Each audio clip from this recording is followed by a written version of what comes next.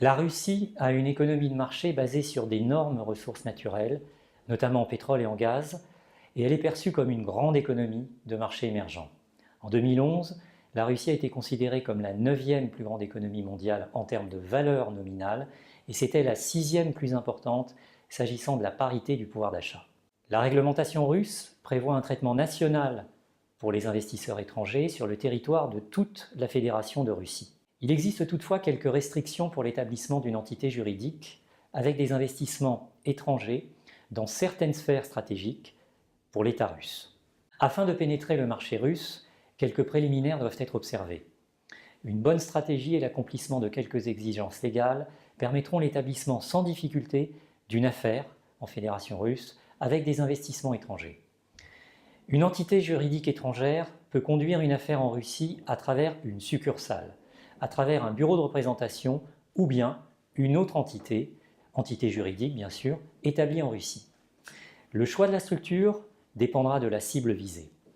Un investisseur étranger peut mener une affaire en établissant sur le territoire de la Fédération de Russie une nouvelle entité légale ou en achetant des actions d'une société russe existante.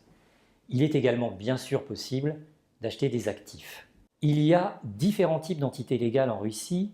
Les principales sont les suivantes.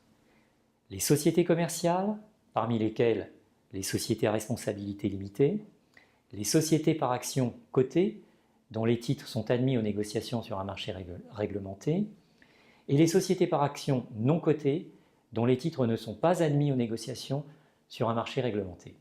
Il existe aussi bien sûr la catégorie des sociétés agricoles, la catégorie des partenariats de propriétaires de biens fonciers, un peu l'équivalent de nos sociétés civiles immobilières.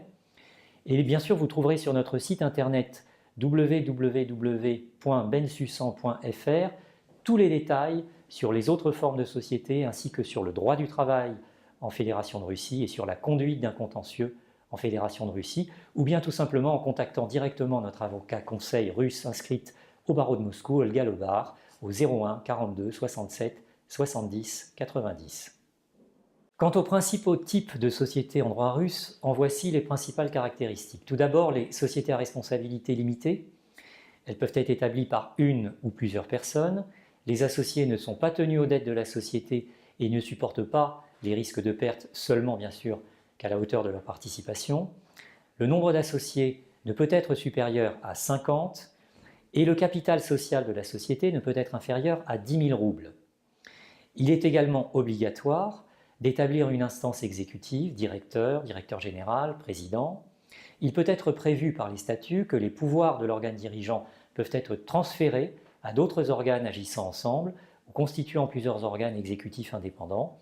L'organe exécutif peut être une personne morale ou une personne physique. Deuxièmement, forme la plus courante, les sociétés par actions non cotées. Il est possible de ne pas définir les pouvoirs des actionnaires en proportion de leur participation dans le capital social, donc par exemple d'avoir des actions à double droit de vote. Il est possible de limiter le nombre des actions, la répartition, le nombre maximum de voix détenues par un actionnaire. Il est possible d'exclure, un peu comme les SAS françaises, un actionnaire qui a engendré des dommages généraux à la société, en lui payant bien sûr la valeur réelle de ses actions à la date de l'exclusion. Un audit des états financiers est absolument obligatoire. Il est exigé d'établir une instance exécutive dans la société, directeur, directeur général, président, et il peut être prévu par les statuts que les pouvoirs de l'organe dirigeant peuvent être transférés à d'autres organes agissant ensemble, organes collégiaux, constituant plusieurs organes exécutifs indépendants. L'organe exécutif peut être une personne morale ou une personne physique. Les actionnaires peuvent aussi conclure un accord d'entreprise, c'est-à-dire l'équivalent d'un pacte d'actionnaires. Le cabinet Bensusan Berenthal et associés, à l'aide d'une avocate inscrite au barreau de Moscou, est là pour vous conseiller à chaque étape de votre installation en Russie.